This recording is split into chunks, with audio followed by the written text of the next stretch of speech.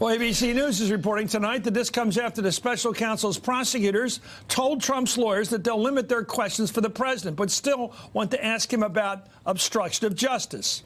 According to ABC's report, it was that news that triggered the president's tweets this morning. Yet, despite Trump's frequent demands that somebody else should end the investigation, the president has repeatedly stopped short of trying to do so himself.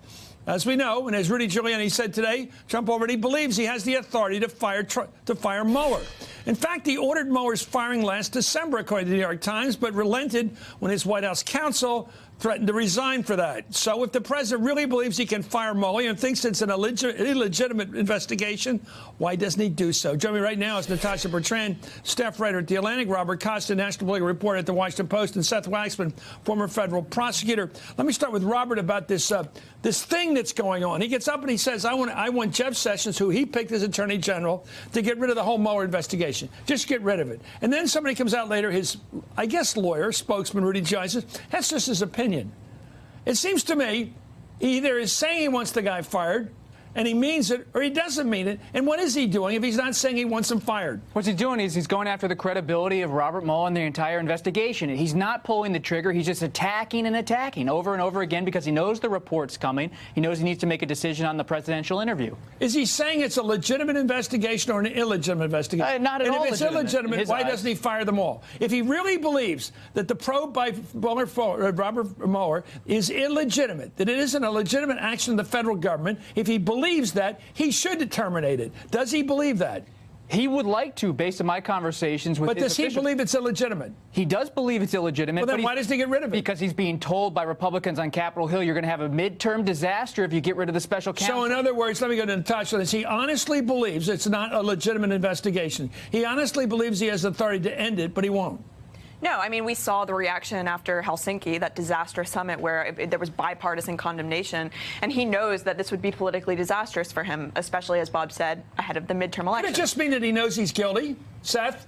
And that's what he's worried about? He's afraid they got him? They got him on obstruction? They got him over and over and over again on obstruction? Well, I don't think he believes that in his heart of hearts. He's out there saying this is a hoax, this is a witch hunt. I think he thinks it is illegitimate. The reason why he's not getting rid of it is because he can't. The special prosecutor rules, regulations say that it's only the attorney general. And now, since he's recused, it is Rod Rosenstein. Why does he keep saying he's got a lawyer named Rudy Giuliani, once America's mayor, now his lawyer, who says he has the authority as of today to fire Mueller, the whole shebang? Why doesn't he do it if he has the authority? Well, Rudy may say that, he may say that, but again, he doesn't as a legal matter. You don't think so? You don't think this Supreme Court would back him up if he said, I'm the head of the executive branch, I picked Sessions to head the Justice Department, I can tell them what to do. That's how we have elections in this country. Well, we came down this path once before in 1973 when Archibald Cox was fired. A D.C. federal judge here had 3 senators that filed an injunction, and that judge found that the termination of Archibald Cox was illegal. And in addition, when they tried to disband the entire special counsel's office, that same judge... Well, Cox lost his job, though. Yeah, and Jaworski picked it up and ran with it, and the judge said... Cox was a Kennedy guy, but he never got the job again. Dixon did get rid of him.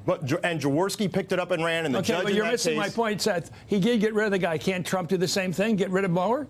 He can try, but when we can have senators today file that same sort of civil lawsuit seeking an injunction to block I'm getting confused. I opened the show with trying to figure out what it is, so somebody help me. Either Trump believes this is illegitimate, and he has the power to get rid of this guy, or he believes it is legitimate, he's just BSing us, or he's a coup d'etat, because he has suggested there's a dark, deep state out there, these Democratic 17 members of the prosecuting team, all out to get him. They're really...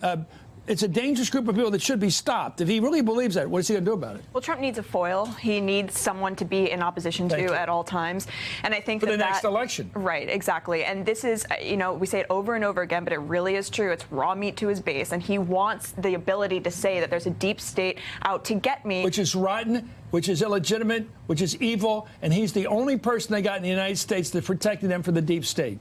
Right? And he's got a lot on his plate. He's got Paul Manafort on trial in Northern Virginia. He has Michael Cohen, his longtime lawyer and fixer, signaling he's willing to cooperate with federal investigators. He knows his son, Donald Trump Jr., is under federal scrutiny. He knows the feds are wondering behind the scenes right now, was there criminal intent in any of the president's tweets or his decisions? Why is he scrambling like a quarterback? Why is he racing around right now making all these charges this morning? Does he fear that that prosecution is coming at him before Labor Day or sometime after the election? What's the fears? Seth, do you know what he fears? Well, I think he fears it's a long term after the election, but I think he also sees this whole thing coming to a head where all these people are either testifying or against him or providing information. And at the end of the day, Paul Manafort, I think, is playing with house money. If he beats this case, great, he'll fight it in D.C. But if he loses, he can still walk into Mueller's office, still get a deal, and he can testify and provide information against Donald Trump. Or the tweet today, you see the president tweeting about Paul Manafort saying he's getting a bad deal, and it's an unfair prosecution. Him with a pardon? But I mean, that's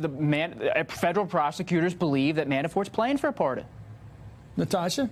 He could still cooperate. I mean, prosecutors, former federal prosecutors have told me that Trump could could offer complete freedom. He walks out the door with all these tax charges again, all this pile of time against 25 years, if you add it up, facing him. They're not going to let him walk. Mueller's not going to say goodbye, have a nice day. He's going to say, I'll give you 5. I may give you 7. But Trump can give him 0. I'd wait for Trump. But anyway, Trump's tweets today came after the New York Times reported last week that the president's tweets could bolster a potential obstruction case against himself. And that's made some of Trump's lawyers uneasy. Quote, the fact that they are scrutinizing his actions under a section of the United States Code entitled tampering with a witness, victim, or informant raised concerns for his lawyers about Mr. Trump's exposure in the investigation. However, Rudy Giuliani says that what the president tweets cannot be evidence of obstruction. That's Rudy talking, but here he is. Now we have obstruction by tweet. Whoa. I don't think the Congress had it. Yeah. I mean, obstruction happens this way. Hey. Where nobody knows there's a gun. Right. It doesn't happen by. He has 80 million followers. You got a lot. Hey, Seth, give me about the rules, because they keep changing. I love the way you did. Rudy, by the way, I've always been impressed by him, but lately he's just cute.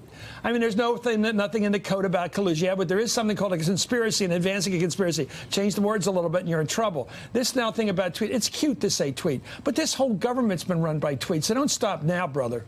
Yeah, no, tweets can be evidence just like anything else. Anything that comes out of a defendant or target or subject's mouth, whether it's an email, a tweet, a text message, or an oral statement, is evidence. If someone says, I'm going to go kill person B tomorrow on a tweet, and that person ends up dead, you sure know prosecutors are going to be holding up that tweet saying, look what he said just yesterday. So the idea that a tweet is somehow just cute and can't constitute evidence, there is a file somewhere in Mueller's office that's the tweet master, who every time there's a new tweet, they put another tab in their file and say, you know, this is evidence piece number 647. Can you read the president's sort of cycle of tweeting? Can you tell, does he get more excited? Does he tweet more, Robert?